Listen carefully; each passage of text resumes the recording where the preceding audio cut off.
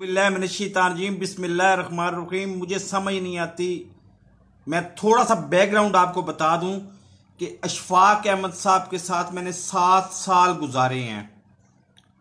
वो भी बड़े दिलचस्प वाक़या है, लेकिन वो किसी और वीडियो में आपको सुनाऊंगा।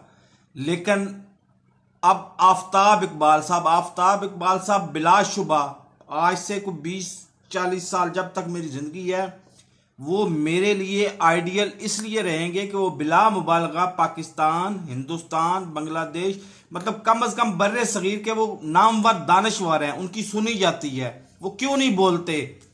वो इन एंकर को समझाएं या मुझसे कांटेक्ट करें। मैं नंबर अपना थंबनेल पे दे रहा हूं। मैं बताऊंगा। मैं एक कंपनी का मैं मुलाजमत करता रहा हूं, दूसरी कंपनी जो उससे भी बहुत बड़ी कंपनी है और दुनिया भर की बड़ी कंपनी है, उसका डिस्ट्रीब्यूटर रहा हूं लाहौर शहर में।